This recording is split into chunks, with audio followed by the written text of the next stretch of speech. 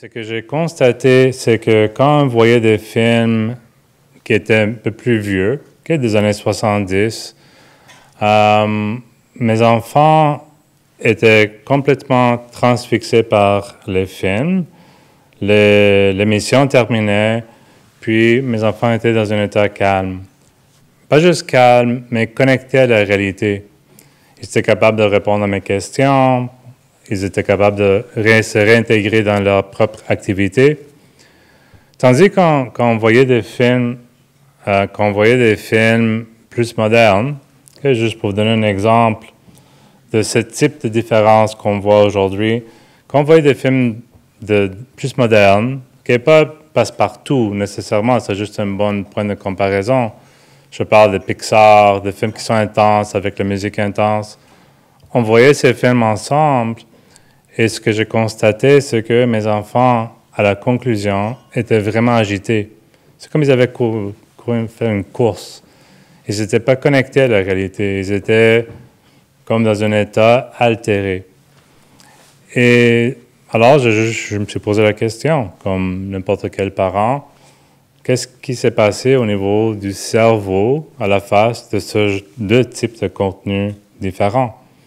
Et c'est ça qui m'a mené à faire la démarche que j'ai commencé à faire par l'avoir des partenariats, commencer à parler avec des collaborateurs dans la science de la santé, ce que je n'avais jamais fait, et commencer à développer des projets qui pouvaient peut-être éclairer cette question. Donc, c'est comme ça que j'ai rentré à commencer à travailler avec des collègues dans la science de la santé. C'est par des observations personnelles de ma vie quotidienne.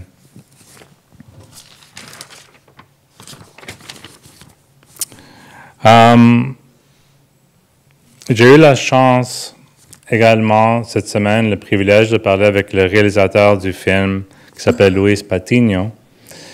Et c'est dans le contexte de ces différents types de rythmes qu'on observe dans un univers audiovisuel, mais qu'on ressent également dans la vie quotidienne, que j'ai appris ou j'ai commencé à apprendre un peu plus sur la notion de slow cinéma, un cinéma qui est lent, et que nous avons partiellement expérimenté ce soir, sauf la section au milieu qui était assez intense. Et ce genre d'expérience et ce genre de film se présente comme un acte de résistance. Et j'aimerais juste vous montrer un extrait très rapidement avec le réalisateur qui va expliquer son point de vue.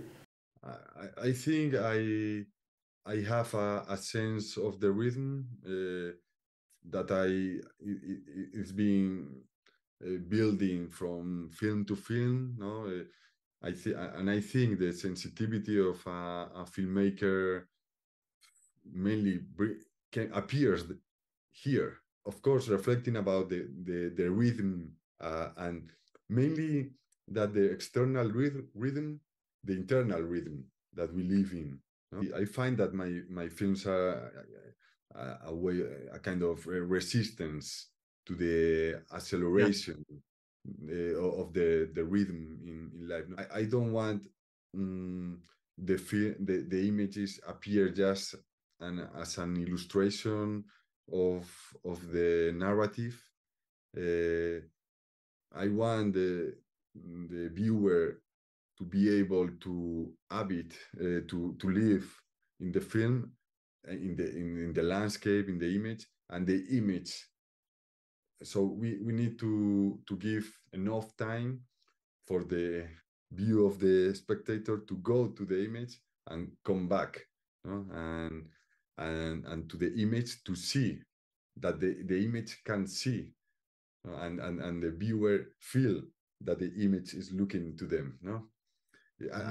Here appears the idea of the aura. The idea of the aura. Donc, un film comme Samsara nous permet donc d'être dans le présent et d'adopter un état de conscience plus méditatif et attentif qui, selon le réalisateur, est un acte de résistance contre l'intensification et contre l'accélération de la vie, des images, des sons, Cela est en partie créé par le rythme lent du film, à l'exception de la partie centrale, la musique et les sons, mais aussi par d'autres techniques, telles que l'accent mis sur la présentation des personnes endormies ou ayant les yeux fermés. So I didn't thought at the beginning about this first shot to be the first one of the image. I wanted to shoot it, but it was not. But when I did it, I I thought it was perfect for the starting of the film. Also because everybody is with the eyes closed. That is the same thing that I'm going to ask to the audience 45 minutes after that image. No, so it was like this idea of the echoes, no, and also the idea of the eyes closed appears many times in the film. No, we start in Zanzibar with the girl sleeping and she wake up. We see also the overposition of the liars sometimes when they are sleeping. So I wanted to go little by little to a more oniric aspect, no? Donc, il s'agit également d'un moyen de créer un effet sur le spectateur. Ce qu'on voit sur les écrans, les expressions des personnes qui apparaissent dans les films, dans ce cas, les personnes qui ont les yeux fermés. Il y a des preuves neuroscientifiques qui montrent qu'il est possible que pour les spectateurs de sentir en eux-mêmes les sentiments ou les émotions montrées à l'écran, grâce à des neurones miroirs organisés en circuits multifonctionnels complexes, comme l'a avancé le neuroscientifique Vittorio Gallese. Cela dit, et c'est très important pour moi de vous communiquer ce que je vais vous communiquer maintenant, l'expérience cinématographique est difficile à étudier d'un point de vue scientifique, car le film peut être divisé en un trop grand nombre d'éléments distincts ou étudiés dans des contextes cliniques éloignés de l'endroit où nous vivons l'expérience, comme ici. Pendant que j'étais en train de voir le film, j'entendais les commentaires de mes voisins, je regardais le film ici, j'avais des pensées sur ma journée, je me suis endormi et c'est pas une mauvaise chose. Quand j'ai vu le film pour la première fois avec mon frère, je lui ai dit, tu sais quoi, je me suis endormi. C'est pas grave. C'est le genre de film, excuse-moi, c'est le genre de film où on a le droit de s'endormir un tout petit peu. Et je me suis rendu compte que m'endormant, surtout dans la partie au milieu, je commençais à avoir des images qui étaient d'un ordre différent à celui que je vois normalement dans un film. Alors, ça ajoute une expérience qui est quand même différente et intrigante comme expérience cinématographique. Mais cela dit, le point que je vais souligner, c'est qu'un film est composé d'une multitude d'éléments dans le film, dans l'expérience publique et dans le profil de chacun. Il y a un exemple que j'utilise souvent pour expliquer cette difficulté et ce défi que les scientifiques ont pour étudier les films. C'est un exemple comme ce genre de pointure qui provient d'une approche pointilliste. Quand on le voit en grand écran, on voit les images, mais quand on se rapproche, on commence à voir les points. Et les points deviennent détachés de cette expérience générale qu'on souhaite étudier, cette expérience générale qu'on a vécue ensemble, ce qu'on intéresse à étudier. Donc, il va du même pour le film. Bien qu'on soit possible d'identifier chaque élément individuel, le montage, les couleurs, les mouvements de caméra, les personnages, leurs expressions, ou en d'autres termes, les composants qui font du film un film, nous risquons de perdre de vue l'image globale en nous concentrant uniquement sur ces points. Avec ça, dans ce contexte, j'aimerais maintenant présenter les 3 chercheurs qui travaillent sur ces questions à partir de différentes perspectives au sein des sciences de la santé et qui ont une connaissance de la manière dont ces points sont créés et articulés ensemble afin de créer l'impression du rythme. Qu'il s'agisse d'un rythme lent ou rapide, et comme le rythme est créé un impact sur les spectateurs. Donc, j'aimerais commencer en présentant Isabelle Reynaud, du département du cinéma et co-directrice du partenariat Cinexmedia. Ses intérêts de recherche portent sur l'histoire de la théorie et la pratique de l'écriture scénaristique, du début du cinéma aux nouvelles technologies. Elle a écrit des scénarios et réalisé des films de fiction et des documentaires, entre autres de la musique pour le cerveau et le cerveau mystique, et récipiendaire du prix Gémeaux de meilleur documentaire catégorie scientifique. J'aimerais inviter également le professeur Sarah Lippé du département de psychologie, Université de Montréal, directrice du laboratoire NED au Centre de recherche CHU Sainte-Justine.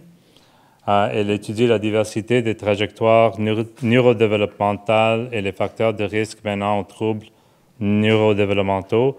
Ces recherches portent sur les possibilités de traitement pour les enfants souffrant de troubles neurodéveloppementaux. Elle est récipiendaire d'une subvention très prestigieuse intersectorielle intitulée « Définir la cadence d'un contenu audiovisuel pour étudier son impact sur le cerveau des jeunes enfants ». Et j'aimerais inviter également mon collègue Ana-Inés Ansaldo. Elle est professeure titulaire à l'École d'orthophonie et d'audiologie de l'Université de Montréal et chercheuse au Centre de recherche de l'Institut universitaire de gériatrie de Montréal. Son objectif est de mieux comprendre le lien entre émotions générées par le contenu d'écran, l'empathie et la qualité de la communication entre les personnes atteintes de démence et leurs aidants. L'objectif de ce projet est de créer des interventions non pharmacologiques basées sur des contenus audiovisuels personnalisés. Ana-Inés détient le prestigieux fonds Nouvelles Frontières et dirige une plateforme de recherche supportée par le Fonds canadien pour l'innovation qui s'appelle Lumière. Mesdames, bienvenue ce soir à cette discussion. Je ne sais pas où me placer moi-même.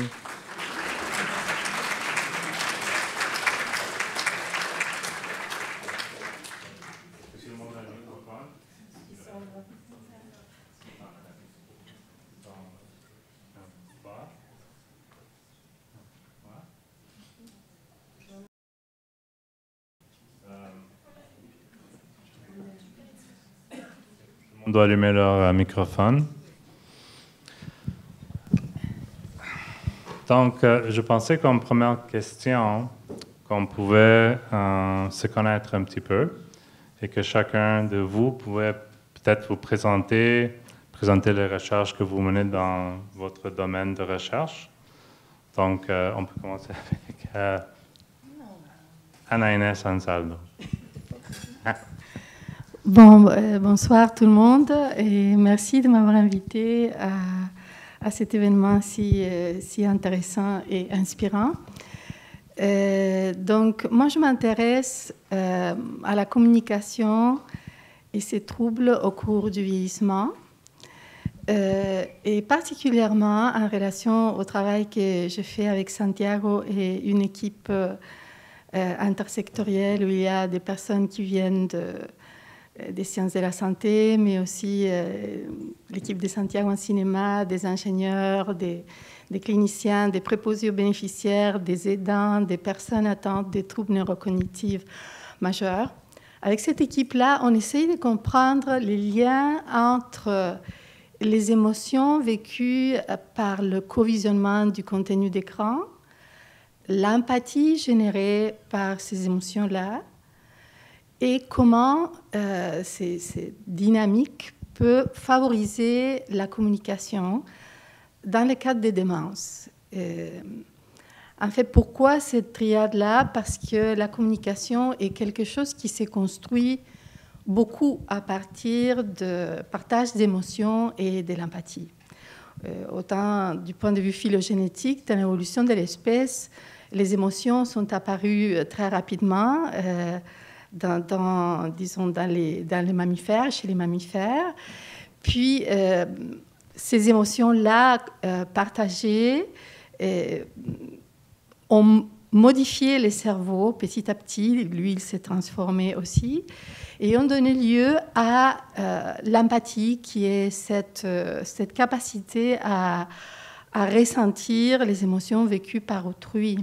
Santiago parlait des neurones miroirs, c'est bien sûr extrêmement important dans l'étude de l'empathie. C'est relié aussi aux contagions émotionnelles, qui est ce qu'on a senti beaucoup pendant les films. Puis ces contagions émotionnelles, de sentir la même émotion de l'autre, quand on arrive à comprendre ce qui se passe, là, on parle d'empathie parce qu'il y a un aspect cognitif, mais l'empathie chez les humains, telle qu'on les connaît aujourd'hui, est aussi une facette morale qui a rapport avec ce que l'on fait, par exemple, quand on voit quelqu'un d'autre qui souffre.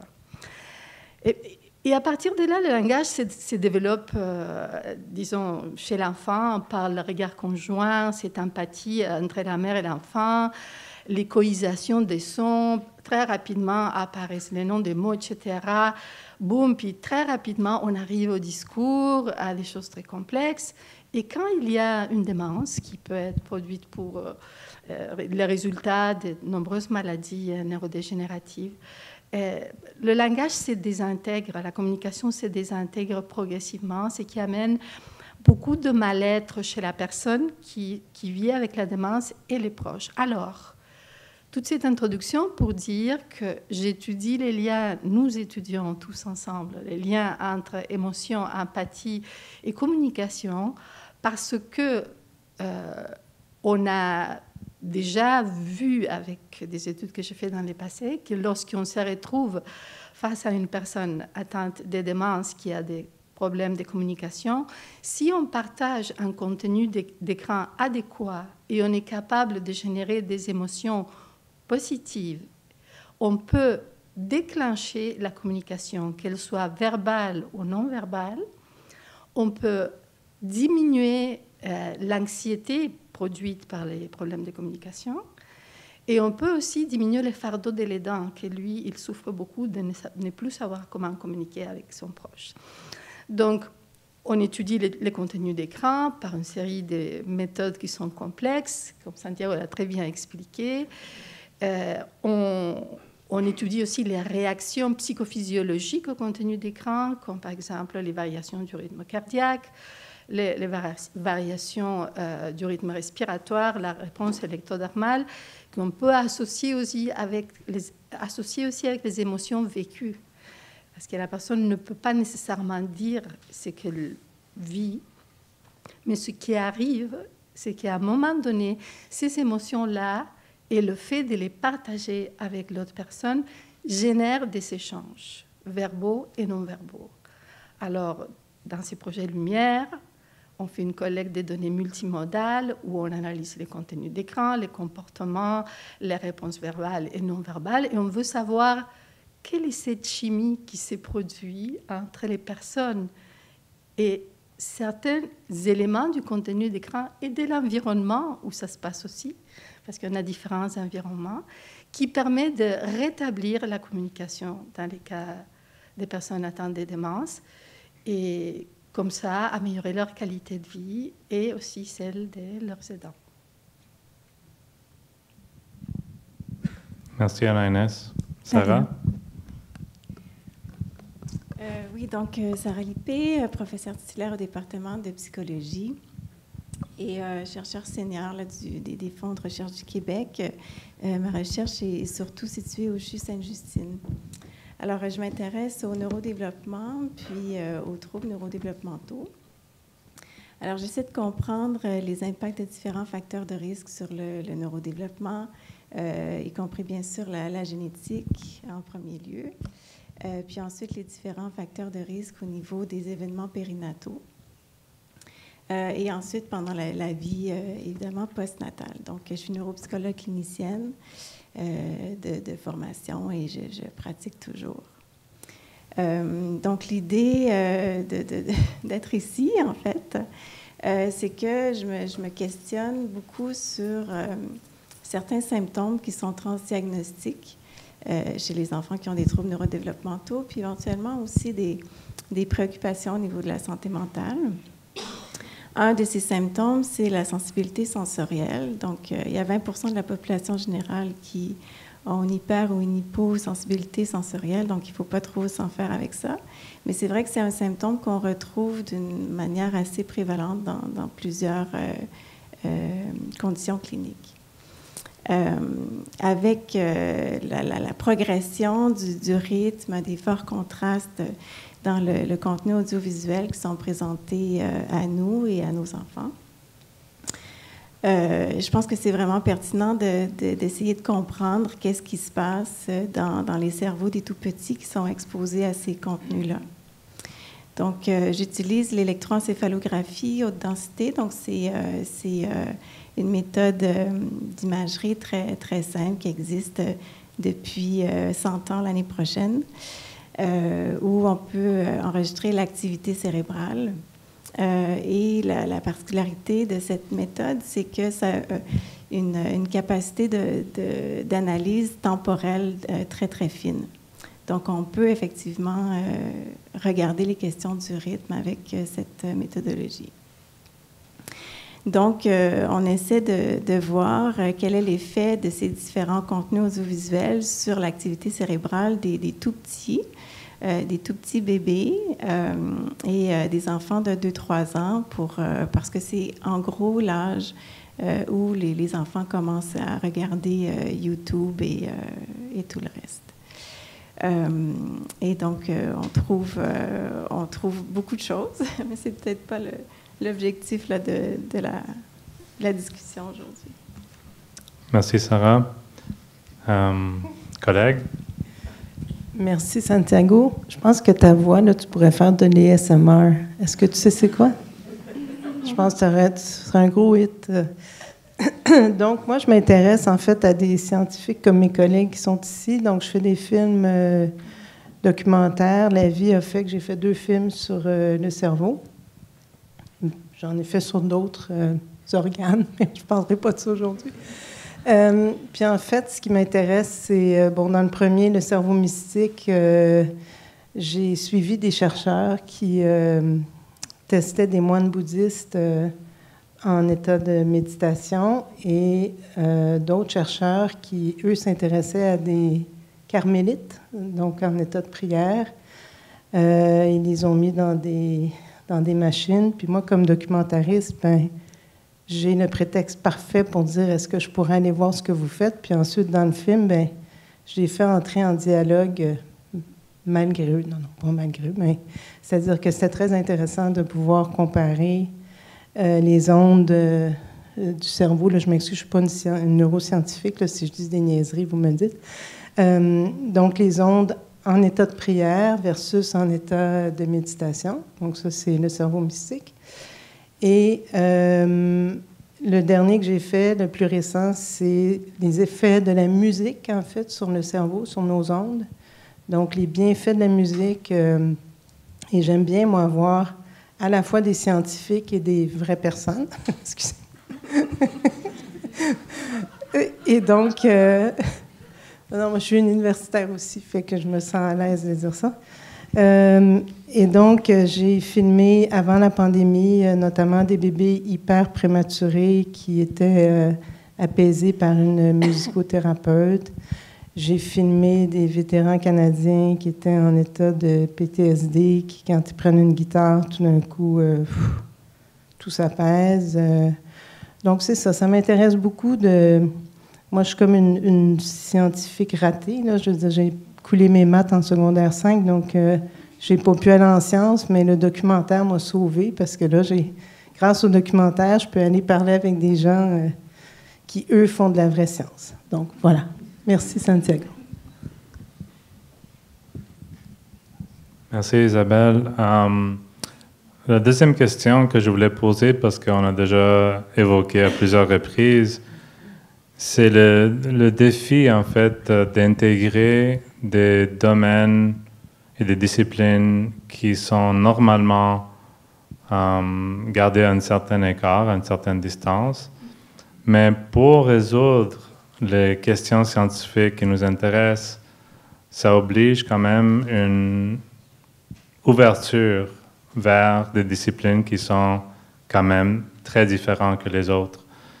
Alors, la question que je voulais vous poser, c'est comment est-ce que vous personnellement, vous gérez ce défi d'intégrer les arts et les sciences dans la recherche et comment vous voyez ça comme étant un apport à votre parcours? Donc, je peux commencer avec Sarah, pour ne pas me répéter. En fait, pour moi, c'est toujours stimulant d'être exposé à diverses disciplines parce que c'est la façon la plus, je dirais, rapide d'innover. Donc, c'est pas impossible d'innover dans son propre domaine, mais c'est beaucoup plus facile d'innover en interdisciplinaire. Pourquoi c'est plus facile d'innover en interdisciplinaire? C'est que souvent, quand on est buté à un problème, c'est qu'on le regarde seulement d'une facette, d'une lunette. Donc, d'être exposé à différents angles, ça ouvre beaucoup de portes mentales là, pour aller explorer les différentes questions.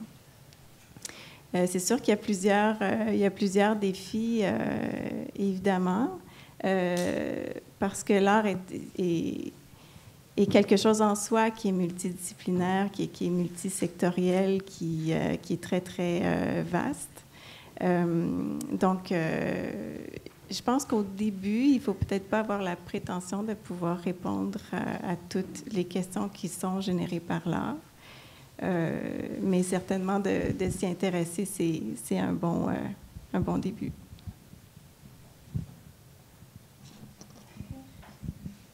Anaïs? Pour moi, personnellement, la division entre art et sciences est arbitraire, puis c'est quelque chose qui s'est produit, encore une fois, à un certain point dans l'histoire et qu'on traîne depuis.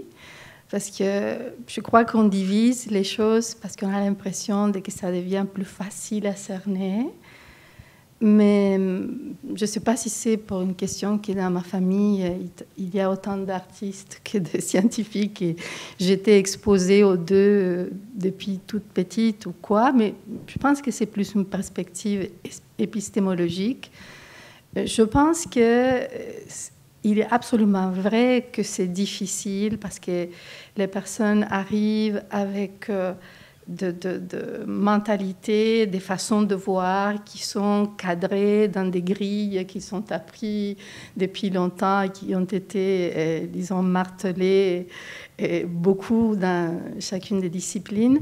Mais l'expérience que j'ai dans l'équipe est que, un peu comme disait Sarah, tout le monde aime ça. Parce qu'on est obligé de sortir des sentiers battus et parce que aussi on est confronté à nos propres sécurités. Et je pense que c'est l'humilité, comme ça elle a très bien dit, et aussi le fait de vouloir voir les choses des multiples points de vue.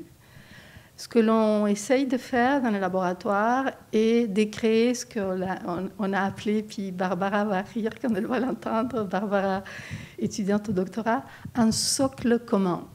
C'est-à-dire on essaye de se donner comme un socle commun des concepts, des terminologies. On adopte, on devient polyglotte, on adopte des termes des autres, on se check beaucoup pour être sûr qu'on n'utilise pas des concepts de la mauvaise manière. Et l'expérience est vraiment richissime et ça nous permet de nous rapprocher un tout petit peu plus de la réalité et non de la regarder juste d'un coin. Puisque Isabelle a déjà très bien répondu à cette question, hein? On est collègues, alors je me prends des... Je voulais juste parler du film aussi, Samsara, qui est vraiment extraordinaire en termes de rythme, justement, puis par rapport à... C'est un film qui a été tourné en 16 mm, qui nous donne des moments là, vraiment de surrépression absolument fabuleuse. Donc, je voulais juste qu'on n'oublie pas le film. Ben, en fait, c'était ma question. Qu'est-ce que tu avais vu dans le film que pour toi... Désolée. Donc, ce que j'ai vu dans le film, c'est ça, bien évidemment, c'est un rythme totalement différent. J'ai adoré devoir fermer mes yeux, même si je trouvais ça un peu déroutant. Est-ce qu'il y en a qui ont triché et qui ont ouvert les yeux pendant le... Qui a ouvert les yeux pendant la méditation? Ah, ben c'est ça, c'est bien. Il faut tricher des fois, hein? Et donc ça, j'ai trouvé ça fascinant. Puis le réalisateur, dans l'entretien que Santiago m'a communiqué, parle d'un désir de vouloir filmer l'invisible. Et comme cinéaste, de vouloir filmer l'invisible, je trouve qu'il s'est mis la barre très haute, mais je pense qu'il a vraiment réussi. J'ai aussi beaucoup aimé, je ne sais pas si c'est un effet de neurone miroir, mais c'est un film qui est en miroir après la réincarnation en chèvre. En tout cas, moi, je pense que c'est ça qui est arrivé, mais bon. J'ai trouvé ça absolument fascinant. Puis, en fait, bon, évidemment, la chèvre, on sait bien qu'elle n'est pas perdue puisque les cinéastes sont avec elle. Mais, excusez-moi, spoiler alert. Mais en même temps, j'ai trouvé ça très beau comme la façon dont il l'a filmé pour que ça devienne vraiment effectivement comme une fable. Et les couleurs sont extraordinaires. Les chutes avec les moines en orange, là, c'est absolument fabuleux, mais c'est vrai que c'est un peu endormant. Donc, je te comprends. Voilà ce que j'avais à dire. C'est pas très scientifique. Avant d'ouvrir les questions publiques, j'aimerais demander à mes collègues Anna-Inès et Sarah Lippé s'ils voulaient parler de les effets sur le spectateur ou la dimension thérapeutique de leur recherche. Je vais. Et les effets sur le spectateur, moi j'ai adoré les deux films. Pour commencer, j'ai trouvé que c'était le premier film, la première partie du film était très méditative et c'était intéressant. Je me monitore beaucoup, je suis une personne qui monitore beaucoup ce qu'elle ressent. Au départ, je sentais comme une espèce de résistance. Il y avait comme une résistance parce qu'on vient avec un rythme rapide. Mais après ça, il y a eu un moment où je suis rentrée dans le rythme. Et après ça, j'étais très bien. J'étais très bien. Et à un moment donné, je dirais que c'était presque méditatif et dans le sens de la pleine conscience. C'est-à-dire, je sentais que mon attention était extrêmement aiguisée. Et du point de vue esthétique, c'est sûr que ce film a des scènes magnifiques. Moi, j'aime beaucoup les scènes d'eau, où il y a de l'eau et où il y a des bruits de la nature. Toutes ces choses-là, ce sont des choses qu'on a déjà vues qui aident, par exemple, à calmer les personnes qui ont des comportements d'agitation dans la démence. Ça arrive que les personnes, pour des tas de raisons, peuvent s'agiter. Et dans une étude, on a utilisé ces types d'approches et on a diminué la prise des psychotropes pour calmer les personnes de manière significative. Et donc, juste pour revenir au film, cette lenteur, je trouve ça extrêmement intéressant à explorer, ce que cela peut générer dans une dynamique à deux aussi, des conversations. Et dans la deuxième partie du film, l'émotion que pour moi ressort beaucoup, c'est la joie. Il y a beaucoup de joie et j'entendais beaucoup de rires dans les spectateurs. Et cette joie vient beaucoup du fait qu'il y a beaucoup de spontanéité qui est présentée. Et par exemple, les sourires partagés, ça c'est autre chose que l'on voit, que quand une personne ne peut pas communiquer, le seul fait, c'est pas le seul fait, c'est important, de partager des sourires, de partager des sons, de faire des échos des mêmes sons, comme on fait beaucoup aussi dans les mantras et dans les méditations, c'est quelque chose qui contribue à apaiser la personne et qui, des fois, génère des grandes conversations après. Dans les films, moi, je vois beaucoup de points d'intérêt à explorer pour la science, et du point de vue esthétique, puis du point de vue des émotions que ça génère. Sarah? Je suis tout à fait d'accord. Je pense que c'est un film qui illustre bien les variations de rythme puis leur effet sur le corps et sur le cerveau. C'était quand même déroutant de voir le contraste là, entre la première partie où il y a effectivement beaucoup de lenteur, où on se sent bien, ou comme tu disais, il y a beaucoup d'eau. Moi aussi, j'aime bien ces bruits. Quand les bruits sont naturels, souvent, c'est des bruits qui nous réconfortent, là, à moins que ce soit une tempête, justement, comme ça a été utilisé dans la portion de l'état intermédiaire, je pense qu'ils appellent dans le film. Je serais curieuse de savoir qui a apprécié, aimé positivement cette période intermédiaire, main levée. Je savais qu'il y en aurait. Il y en a quand même beaucoup, peut-être 50%. Moi, j'ai détesté vraiment profondément. J'ai trouvé ça extrêmement désagréable au point, c'est pour ça que j'avais apporté mes lunettes. En plus de mes paupières, j'avais mes lunettes, puis à un moment donné, j'ai même mis ma main parce que je trouvais ça vraiment très envahissant et désagréable.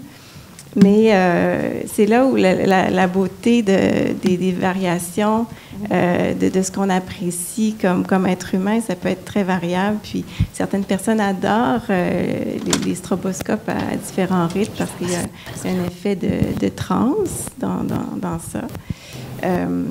Alors que moi, peut-être comme 50% de la salle déteste ça.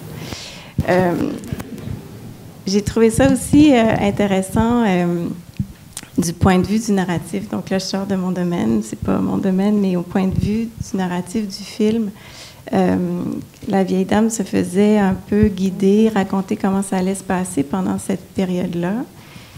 Puis si j'ai bien compris les directives du livre, c'était effectivement une période qui n'allait pas être agréable et qu'elle allait donc essayer de retrouver le plus rapidement possible un corps parce que c'est vraiment pas cool autrement quand t'as pas de corps. Puis heureusement pour elle, elle voulait bien se retrouver dans un animal, puis c'est ça qui est arrivé. Mais cet aspect-là, je l'ai trouvé très intéressant.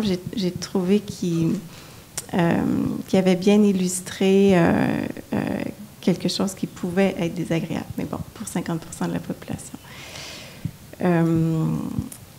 Ceci étant dit, ces stroboscopes-là, on les utilise en clinique pour générer de l'activité épileptique chez les gens qui pourraient être susceptibles d'en faire. Donc, c'est un test clinique, en fait, qu'on utilise en neurologie à tous les jours pour voir si les neurones vont se synchroniser de manière anormale. Et donc, en neurosciences, en particulier dans mon laboratoire, on n'utilise pas des rythmes aussi rapides, mais on utilise différents rythmes pour voir si effectivement l'activité cérébrale peut se synchroniser. Cette synchronisation-là, c'est un signe de santé, mais évidemment, quand ça s'emballe trop, l'hyperexcitabilité fait en sorte que c'est possible de tomber dans une crise épileptique. Puis à l'inverse, dans certaines conditions cliniques, comme Ève Lalancette a étudié pendant sa thèse, pendant son doctorat, je pense qu'elle est là-bas, mais je ne suis pas sûre, lève dans la main, oui. Donc ça tombe super bien parce qu'elle m'a envoyé à 4h30 là, sa thèse au complet. Donc, elle termine sa thèse et elle a étudié des conditions cliniques, des mutations génétiques qui ont comme particularité de diminuer la capacité de synchronisation aux stimuli extérieurs. Donc, je ne rentrerai pas dans les détails de ça, mais c'est juste pour faire le parallèle avec les neurosciences. Merci, Sarah. Maintenant, on va passer aux questions du public. Et j'aimerais juste souligner que c'est très intéressant ce que tu viens de dire, parce que ça souligne également la différence entre comment un chant qui proviennent des arts va regarder la même question qu'un chant comme la tienne, parce que nous autres, on va regarder peut-être la question plus du côté d'expérience, et toi, tu vas regarder plus côté effet neurologique. Et ça, c'est l'écart qu'on doit trouver pour pouvoir avancer avec ce type de recherche. Alors, s'il y a des questions, il y a 2 personnes dans la salle qui vont vous approcher un microphone si vous les avez.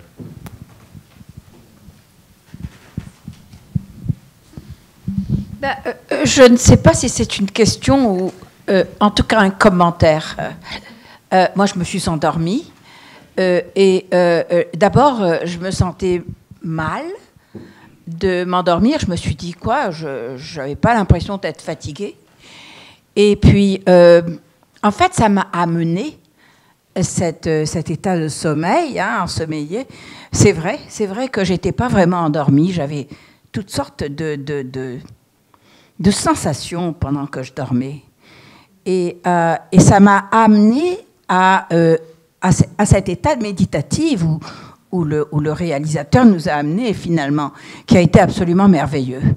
Absolument merveilleux. Et quand vous nous avez demandé de fermer les yeux, je ne me suis pas du tout sentie agressée par les bruits. De temps en temps, j'ouvrais les yeux, parce que il y avait des flashs. Et puis, pour moi, je l'ai senti comme des cycles de vie. Le bardo, selon ma définition à moi, c'est ça. C'est de revivre la vie très rapidement, en fait, pas la vie, les sensations, les émotions, vraiment de les repasser avant de passer à un nouvel état de vie. Et je vous remercie vraiment de m'avoir fait vivre cette expérience. C'était absolument merveilleux. Voilà, c'est tout. C'était un commentaire, finalement. Merci. Bonsoir. D'abord, merci pour la projection. J'ai bien aimé aussi de me retrouver ici, un vendredi où je ne m'attendais pas à voir un film comme ça. Et en fait, moi, ma question, c'est un mélange de questions et de pensées. D'abord, la première, c'est j'ai bien aimé la corrélation entre la musique et le cerveau. Et il y a un truc en anglais qui s'appelle binaural beats. Je ne sais pas si vous connaissez, c'est vraiment des sons qui rentrent dans des delta, theta, qui sont faits pour soit améliorer ou changer la fréquence du cerveau et du corps. Et je me demande si souvent c'est aussi utilisé en cinéma, mais aussi, encore pour faire encore un autre lien, en yoga, les moines ou les yogis, ils font beaucoup en fait le son Om, qui rentre aussi dans le binaural beats et qui, d'une manière ou d'une autre, altère soit leur conscience ou leur état méditatif, etc. Et c'était pour savoir si, à travers vos recherches et tout, si vous avez fait des liens entre ça et comment ça marche. Et voilà, je veux juste en savoir plus. Donc, merci. Oui, donc, j'y vais, mais allez-y, là, si... oui, donc, effectivement, lorsqu'on présente un rythme au cerveau, là, donc vraiment une stimulation répétée qui crée un rythme, les régions sensorielles, donc visuelles ou auditives, vont se synchroniser au même rythme. Donc, c'est cette réponse-là où c'est comme si les stimuli extérieurs viennent capturer l'activité cérébrale, puis la jouent avec, en fait, et la font synchroniser. Puis c'est d'autant plus le cas quand la stimulation visuelle et auditive est synchrone aussi, comme ça a été le cas à plusieurs reprises dans le film aujourd'hui. Et donc, si ce rythme-là, il est lent, donc comme les rythmes θ, on les considère plutôt comme des rythmes lents, mais effectivement, ça peut avoir un effet calmant, un effet méditatif, etc. Donc,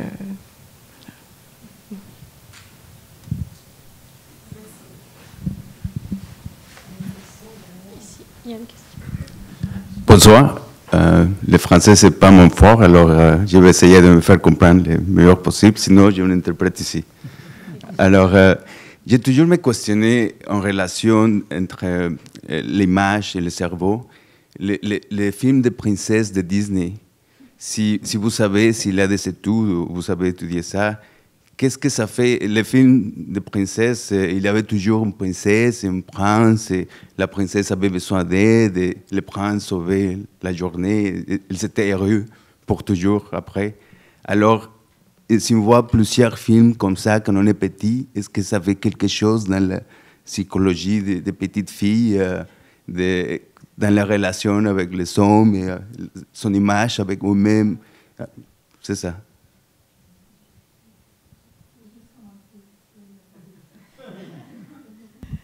À ma connaissance, il n'y a pas d'études scientifiques sur l'effet des archétypes dans le cinéma, mais je pense que vous soulevez une belle question par rapport aux interventions, par exemple, que l'on pourrait vouloir faire avec des extraits cinématographiques.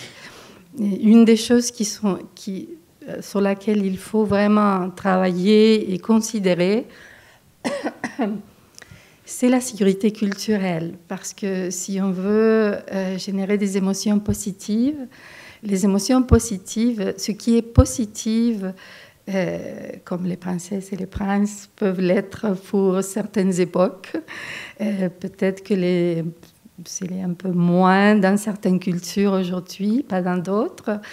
Et le cinéma a cette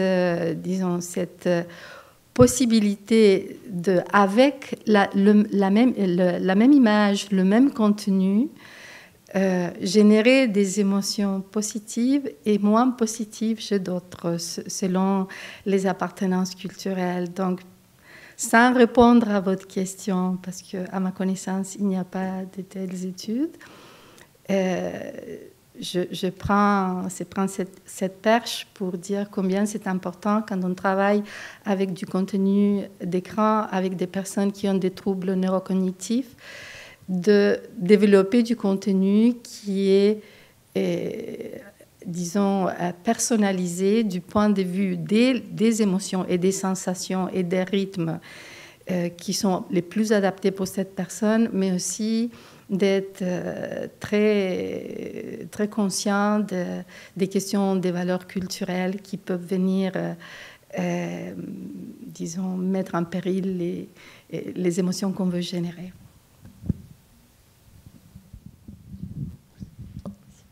Merci. Bonjour. Wow. D'abord, merci beaucoup d'être là. Moi, j'avais une question par rapport aussi à la période où on fermait les yeux. Je sais pas, enfin, vous n'avez pas fait le film, du coup, je ne sais pas si vous savez, mais il y avait beaucoup de couleurs différentes qui apparaissaient, une certaine vitesse d'apparition aussi. Et je me demandais si il y avait une stratégie par rapport au réalisateur pour préparer cette partie. Et si, donc, ma deuxième question, ce serait, est-ce qu'on est capable de prédire ce que la personne va penser? Est-ce qu'elle va rester plutôt dans le réel ou dans le fictionnel?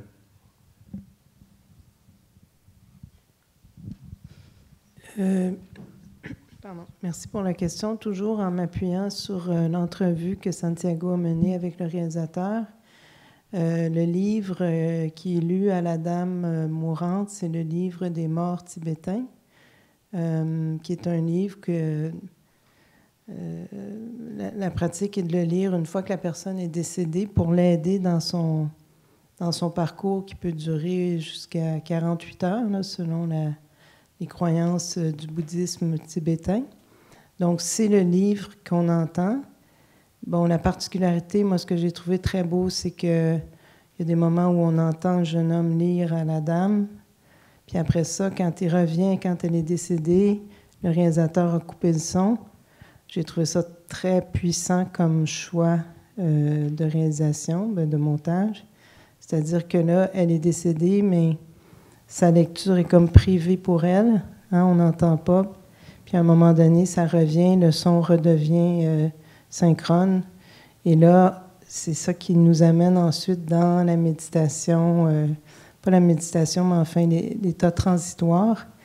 Et dans le livre des morts tibétains, qui était écrit en sanskrit à l'origine, ils décrivent ce passage-là comme pas relax du tout. C'est pas genre je monte au ciel, j'ai des ailes, j'ai plus mal, tout va bien. Là, mais ça, c'est vraiment dans cette religion, cette philosophie-là. Puis j'ai trouvé ça intéressant qu'ensuite, quand on arrive avec l'autre miroir, hein, la deuxième partie du film, où la dame musulmane dit, ben nous, on a d'autres croyances. Et puis, c'est ça, il y a une approche de cet état transitoire qui est différent. Donc ça, j'ai trouvé ça très, très beau du point de vue des choix de réalisation puis des informations qu'il nous donnait par rapport à ce moment-là. Je ne sais pas si ça répond pas vraiment à votre question, mais enfin, on parle du film. Merci. Je vous conseille également de jeter un coup d'œil sur un appareil qui s'appelle The Dream Machine. Le réalisateur a cité le Dream Machine comme étant une inspiration pour cette partie du film. C'est un appareil qui a été conçu dans les années 50 pour justement générer des expériences audiovisuelles avec les yeux fermés. Donc c'est un appareil qui tourne avec des lumières. Ça a l'air d'un appareil de pré-cinématographique. Ça tourne, ça génère une lumière précise. Et si on ferme les yeux, alors ça produit un effet comparable à celui qu'on a vécu ce soir. Le but à l'époque était de créer une expérience un peu hallucinogène. Hallucinogènique. Merci. J'ai la difficulté avec des mots de 3-4 syllabes en français. Donc, voilà, je voulais montrer quelques extraits de ça, mais juste pour des questions d'efficacité, je l'ai omis. Bonjour. Moi, j'étais très intéressé du commentaire sur la résistance dans la première partie, parce que pour moi, je trouvais que je résistais beaucoup le rythme de ce film. La première partie.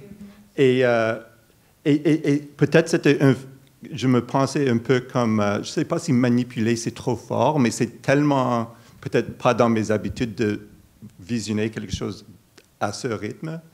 Alors peut-être, c'est pourquoi j'ai aimé l'interlude, parce qu'il donnait un défi. Le défi, c'était de garder les yeux fermés. Et c'est sûr que je n'ai pas réussi à 100%, mais d'une certaine... Et j'ai trouvé la deuxième partie complètement différente. Alors ma question, ça serait un peu combien d'autres dans l'auditoire résistaient la première partie, parce que moi, je n'avais aucune idée c'était quoi le film ce soir, alors j'étais surpris.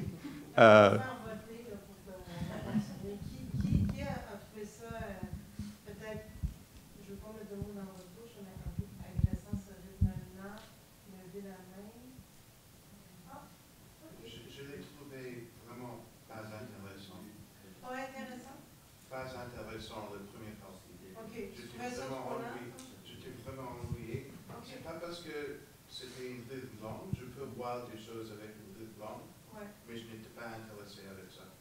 Okay. La deuxième partie, c'était plus facile? Le deuxième ou le troisième? C'est-à-dire avec les jeunes femmes à la plage avec la chambre. Ah, des yeux fermés, le deuxième histoire. Oui, tu as raison, la troisième partie. C'était plus intéressant et quelqu'un a dit les personnes ont ri un peu. Je pense qu'ils ont ri parce qu'ils voulaient avoir quelque chose d'humain, to grab onto. Il n'y avait pas beaucoup de ça. Il y avait beaucoup de les petites émotions, les petites souris, et on voulait avoir ça dans un film. Il n'y avait pas beaucoup. Pour moi, je veux aller à un film pour être stimulé, pour avoir des émotions, pour trouver une autre histoire, un autre point de vue.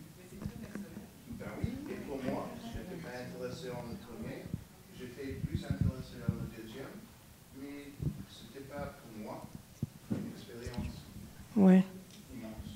En fait, ça fait partie de la démarche de ce cinéaste-là. Hein. De Santiago, on a parlé de slow cinéma. On a aussi eu un livre, nous, qu'on nous a donné, c'est le Slow Professor. Ils essayent de nous ralentir un peu le pompon. Mais ce que je veux dire, c'est que ce cinéaste-là, dans l'entrevue que Santiago a menée, qui ne pouvait pas tout vous montrer, évidemment, il dit un peu, hein, il dit c'est un acte de résistance par rapport au rythme effréné dans lequel on vit. Puis en même temps, il a quand même pris la peine de ne pas censurer les téléphones dans les tournages. Hein. Là, on voit des jeunes moines qui ont quand même des téléphones. Donc ça, j'ai trouvé ça bien. Il a quand même respecté un peu le réel, même si en termes de démarche documentaire, il y a des moments où on est en vrai documentaire, puis on a des moments où on voit que c'est de la fiction. Puis Santiago m'a confirmé ça ce matin quand on s'en est parlé. Il dit, oui, il y a des moments qui étaient plus scénarisés où on voit qu'il fait jouer les gens puis leur demande de dire certaines choses. Mais je trouve ça intéressant en termes de rythme. Bien, c'est Santiago, le spécialiste du rythme, là, mais je trouve ça intéressant que ça nous agresse potentiellement. On est tellement maintenant habitués à des films qui vont plus vite. Hein? Puis même en salle de montage, quand on monte, moi, j'ai eu mon producteur pour Le cerveau et la musique qui rentrait puis disait « Let's go! Let's go! »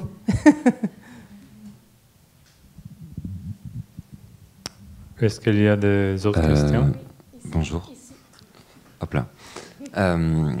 Alors, j'ai vraiment adoré l'expérience et à la base, je me place un petit peu plus du côté neurosciences, tout ça, et je me demandais si il existait d'autres films ou peut-être d'autres, je sais pas, œuvres artistiques à travers lesquelles il serait facile de faire un lien avec l'art, avec les neurosciences du coup.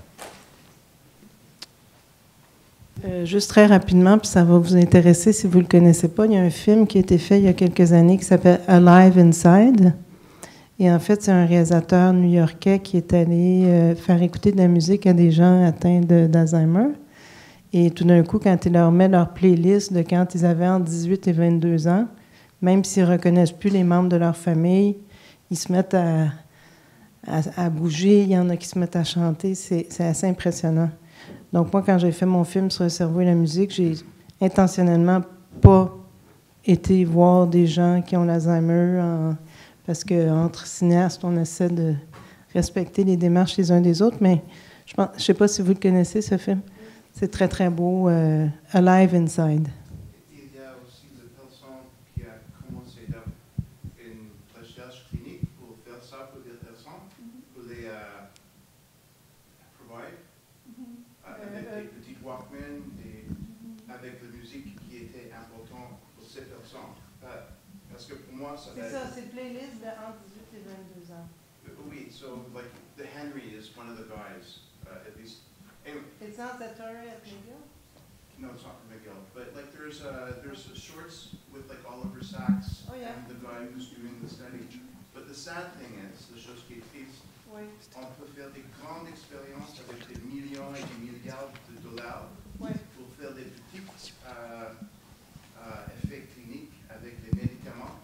Mais pour $50, on peut faire une grande expérience. Tout à fait. Et on ne le fait pas parce qu'il n'y a pas beaucoup d'argent.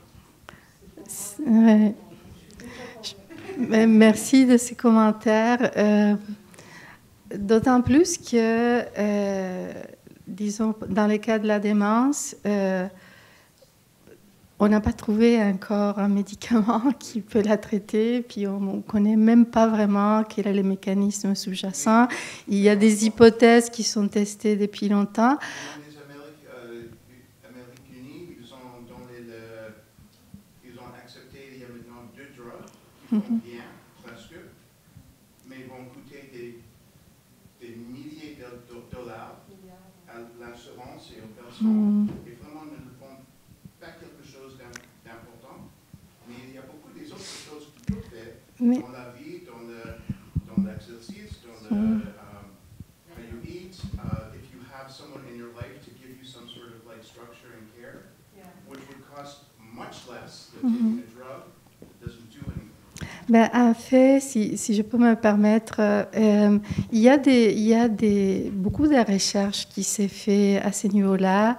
Elle passe plus inaperçue parce qu'elle est pas soutenus par des laboratoires et autres, mais disons, je m'excuse de parler encore de moi, mais nous avons développé une application qui s'appelle Compas pour communication proche aidant, qui est une application qui permet de créer des bibliothèques, des contenus personnalisés avec des musiques, des vidéos, des photos, et on a fait des études tout au long du continuum des soins du domicile aux soins de longue durée, et on a eu des effets très intéressants, autant du point de vue de l'amélioration de la communication que de la diminution des comportements d'agitation ou d'apathie, l'amélioration de la qualité de vie des personnes et leurs aidants, la diminution du fardeau, bref.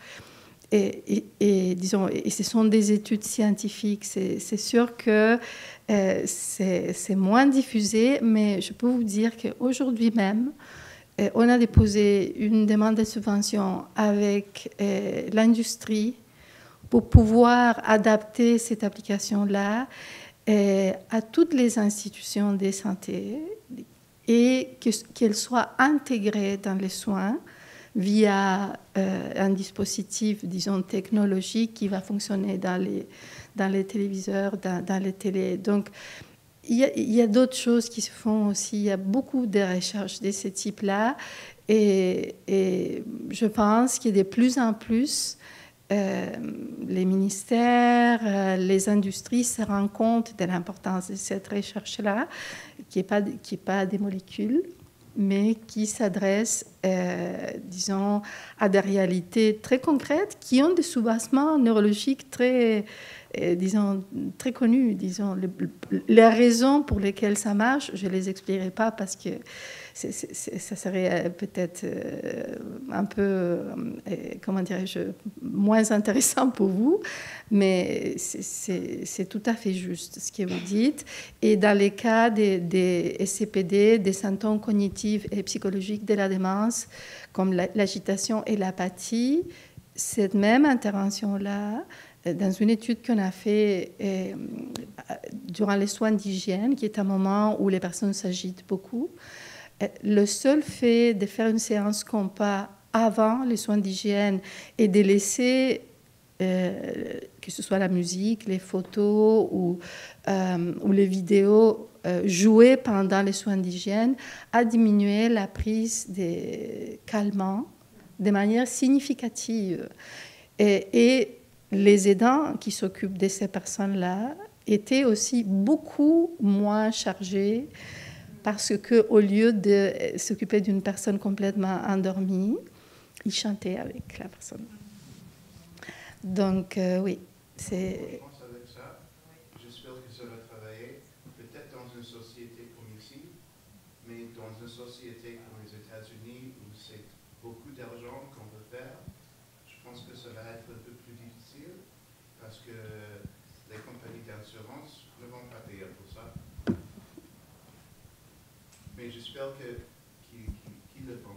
Et au moins, si ces choses sont dispersées, l'information, les personnes peuvent le faire pour eux-mêmes. Tout à fait, tout à fait. Disons qu'il y a une formation qui est très minimale, c'est une formation d'1 heure. Et les gens l'utilisent à domicile, les gens qui sont à domicile, puis c'est pas compliqué. Les personnes qui sont, how do you say caregivers, les soignants. Yes. Des proches aidants, oui. Les proches aidants, je pense, pour la plupart, veulent une pilule pour que ça, it's going to be easy. I don't want to spend the time. I'm busy. I've got this to do, I've got that. Non, vous serez surpris parce que les proches aidants et les préposés aux bénéficiaires avec lesquels on a travaillé, le problème qu'ils ont, c'est qu'ils ne sont pas bien outillés. Mais quand ils sont outillés, quand ils ont un outil à main, ils sont formés, ils adorent ça. Et ils créent des nouvelles pratiques. Eux-mêmes, ils ont créé des nouvelles pratiques. La question de l'utiliser 15 minutes avant les piqûres, par exemple, c'est une proposition bénéficiaire qui l'a créée. Donc, non, les gens sont ouverts. C'est qu'il y a beaucoup de charges de travail dans le milieu des soins. beaucoup comment dirais-je, des procédures qui, des fois, prennent trop de temps et enlèvent le temps pour le vrai caring, le soin centré sur la personne. Mais lorsque les gens sont sensibilisés par ces moyens, que ce soit la musique, le cinéma, ils embarquent vraiment rapidement. On a le temps peut-être pour une dernière question. Allô? Je voulais revenir sur l'idée de stroboscope. Moi, j'ai apprécié personnellement, je fais partie de cette frange-là. Cela dit, c'est la première fois qu'un effet stroboscopique me plaît dans un film. Puis j'en ai vu d'autres avec des effets qui ne me plaisaient pas et qui m'agressaient vraiment fortement. Et je pense que c'est parce que, notamment, c'était quelque chose de nouveau que je voyais avec l'utilisation des couleurs. Je ne connaissais pas le Dream Machine. C'était la première fois que je regardais un film les yeux fermés, puis je trouvais ça intéressant. Ce qui m'amène à dire que l'expérience cinématographique dépend évidemment de beaucoup de facteurs dans le film, mais aussi dans l'expérience. Puis je me demandais comment vous avez vécu l'étude scientifique où habituellement on enlève le plus de variables possibles sur l'expérience cinématographique. On revient un peu à mes commentaires que j'essaie de présenter au début. Avec l'exemple du pointillisme puis les points. Chaque personne va cibler un certain nombre de points qui il présume va représenter une dimension importante de cette expérience. Ce que je me rends compte en faisant ce genre de recherche, c'est qu'il y a toujours des éléments qui nous échappent. Ces éléments qui nous échappent sont souvent de l'ordre subjectif. On n'a pas accès à les dimensions subjectives des spectateurs. Seulement les spectateurs peuvent nous faire part de cette partie de l'expérience. Alors, pour mener de la recherche d'une façon cohérente et qui respecte l'expérience qu'on a tous vécue ce soir, ça implique la participation des spectateurs d'une façon qui parfois nous semble être pas pertinente dans une étude qui est ou qui prétend être objectif. Donc, la méthodologie qu'on essaie de développer prend en compte ces dimensions subjectives pour les aligner avec les objectifs qui sont plus d'ordre clinique. C'est le seul point que je peux dire là-dessus. Il n'y a pas de méthodologie parfaite là-dessus, mais prenant compte de cette dimension subjective, ça fait une partie importante pour moi personnellement de comment mener ce type de recherche, et ça va devenir de plus en plus important avec l'avènement de l'IA et des outils de ce genre qui vont tranquillement niveler les expériences des spectateurs, mais pas juste des spectateurs, mais du public. Donc, le genre de cours que moi j'enseigne à l'université travaille beaucoup cette partie de la recherche en fournissant aux étudiants leur propre parcours. C'est-à-dire, ils vont décrire ce qui se passe au niveau de conscience, ce qui apparaît. Ce soir, je suis sûr que les spectateurs ici, quand ils ont fait face à cette section stroboscopique, ils ont eu des images intéressantes qui ont venu à leur esprit, auxquelles il n'y a pas nécessairement un nom, ils n'ont pas nécessairement un vocabulaire pour le décrire, mais ils savent que ça existe. Et c'est comment aborder cette dimension de l'expérience qui est un défi un peu poétique, mais que je trouve tout à fait intéressant à poursuivre. Donc, tout dernier. Parce que la question de l'expérience subjective est essentielle quand on veut développer des interventions ou des outils pour faire des interventions centrées sur la personne, qui est le gold standard des soins auprès des personnes atteintes de démence. Dans la méthodologie de recherche, on peut, disons, combiner des approches qui sont très rigoureux du point de vue de la mesure, comme mesurer des rythmes psychophysiologiques ou compter le nombre de X. Mais on peut aussi avoir, on peut même utiliser l'intelligence artificielle pour aller chercher des contenus à partir d'une grille des caractéristiques, des choses que la personne préfère.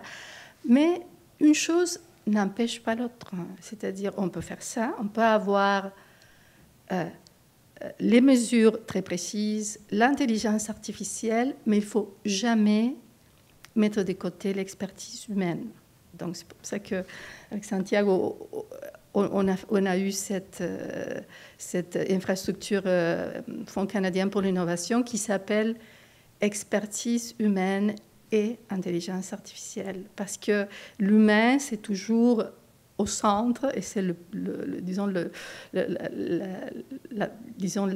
l'objectif premier, la connaissance, oui, bien sûr. Mais il y a des outils comme par exemple les entrevues semi-dirigées qu'on peut faire avec les participants aux études pour qu'en plus de toutes les données quantitatives qu'on peut cueillir par toutes sortes de moyens, on puisse avoir des informations qualitatives sur l'expérience. Et ça, on le fait, c'est faisable. Mais néanmoins, le fond du sujet, le vécu profond du sujet est difficile à cerner, même avec des questionnaires. Donc, il faut toujours rester humble, je pense. Merci Anna Inès avec